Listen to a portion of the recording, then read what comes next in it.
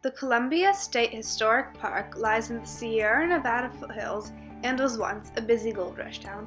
The search for gold drew prospectors from all over the world, such as France, Ireland, Italy, Germany, Chile, and China. These 19th century buildings in the park continue to tell the stories of Columbia's enterprising miners and merchants.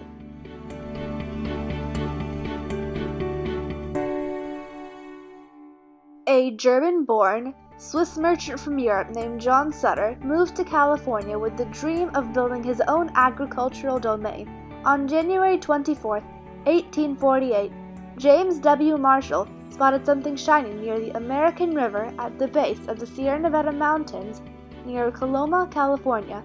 While he was working on a water-powered sawmill owned by John Sutter, he later recalled his discovery and said, "It made my heart thump, for I was certain it was gold." Around the same time, the Mexican-American War was going on. The war had begun in May 1846 over a territorial dispute involving Texas. The Treaty of Guadalupe Hidalgo, signed on February 2, 1848, ended the Mexican-American War in favor of the United States. The treaty added an additional 525,000 square miles to the United States territory, including California, but California remained as an unorganized territory. The news spread about the discovery of gold in California. By mid-March 1848, newspapers reported that large quantities of gold were found at Sutter's mill. This news came as a disbelief at first in local areas until the merchant, Samuel Brennan, rushed up and down the streets of San Francisco holding a bottle of pure gold dust, shouting, "Gold! Gold! From the American River!" By June, many men from San Francisco left their homes in pursuit of gold. The news spread to the East Coast. In December 1848, the United States President James K. Polk announced, "The accounts of abundance of gold are of such an extraordinary character as would scarcely command belief were they not corroborated by the authentic reports of officers of the public service." Doubt soon became a belief, and a change, almost magical in its nature, pervaded the whole population. Many men left their occupation and family to go mine for gold. As the gold fever spread, many men began packing to leave for California to fulfill their dream of wealth. The journey to California was very difficult and dangerous. Many people died from dehydration or illness. The mass migration greatly impacted the demographics of California. Hundreds of thousands of people here from all over the world, not just American citizens, but people from China, from Chile, down in South America, from Europe. So it increased the population in a matter of a couple of months. The ways of traveling to California were not easy. Easy ways to travel to California, I don't know if there were any that were very easy. The ship that took them across the isthmus, to the Isthmus of Panama, they hiked across and then went up to the port of San Francisco. That was the easiest way.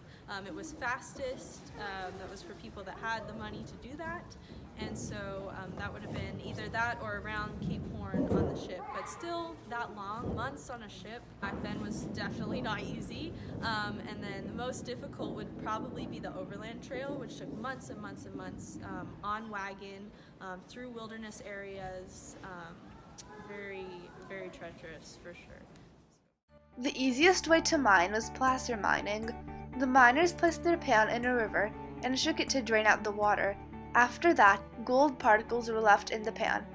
However, when gold became scarce, miners began using more sophisticated methods of mining.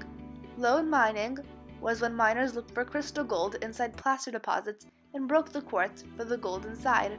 Tomming was when miners dug up lots of dirt and poured it in with water into the upper part of a long tom. The material was then washed through with water. The dirt and water traveled up the screen of the long tom, and coarse gold settled in the upper box as finer gold settled at the bottom. A miner's everyday life was not easy. Not every miner found gold. When gold became scarce on the surface, they had to pay for water. For instance, a miner could pay 75% of their earning for water. The expenses of daily living were inflated. Some miners struck it rich, and some became poor. Some suffered racial discrimination. There was a foreign miners' tax as well. Some merchants earned more than miners. California was a rich area, so attention turned to the United States federal government. For the first time in American history, the American general, Bennett C. Riley, ordered a state government to be built in California. California's government wrote its own constitution that described California's borders, territory, and laws.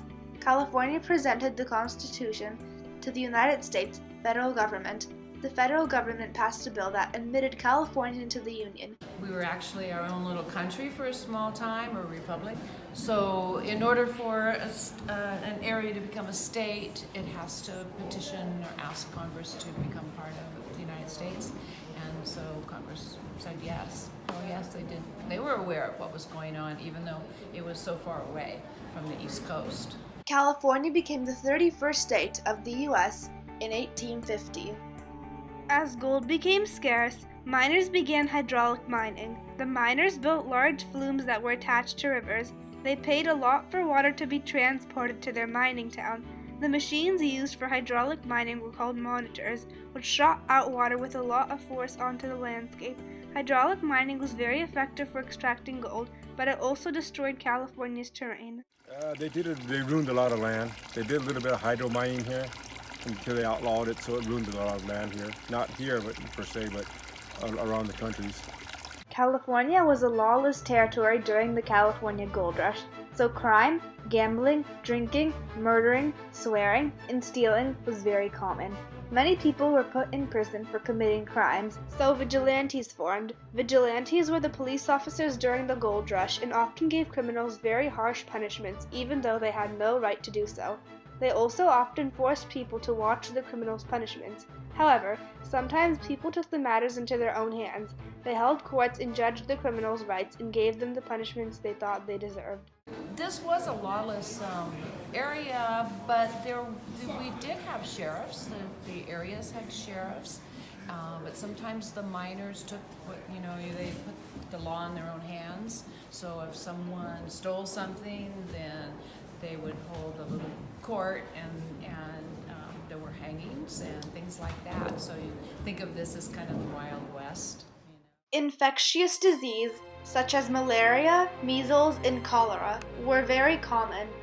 As the gold rush brought people from all over the world with the offer of great wealth, it inversely created a disturbance to the Native Americans living in California. The Native American population in California, estimated at about 150,000 in 1845, had dropped to less than 30,000 by 1870. This drop was due to the destruction of the Native Americans' environment, the spread of foreign disease, and violence brought on by the gold greed. The Native Americans relied on farming and hunting as their main source of food. As the gold fever progressed, the primary water sources started to become contaminated with gravel and dirt. Hydraulic mining destroyed the landscape. Out of the diverse ethnicities in California, the Native Americans suffered exponentially from the exposure to illnesses. Some Native Americans joined the hunt for gold, but they were often pushed out. Their territories were often taken away from them. They were overpowered. They fought using bows and arrows, but other authorities used guns. The Native Americans living there, they'd run them off or kill them. The same thing with the Mexicans and the Japanese. They did the same thing to all the races. If there was gold there, and they just overpowered them, that's all. And took their land. There are many interesting facts about the gold rush.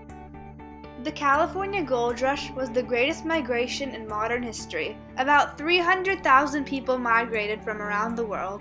The California Gold Rush facilitated its transition to statehood. California became the 31st state of the United States in 1850. About 750,000 pounds of gold worth $2 billion was extracted during the California Gold Rush. The first environmental law was passed in the United States in 1884. It prohibited hydraulic mining that destroyed the landscape. The California Gold Rush significantly influenced the history of California and the United States. It propelled industrial and agricultural development and helped shape the course of California's development. There was a negative impact on the Native American population that was estimated to decrease by approximately 120,000 from 1845 to 1870 in California.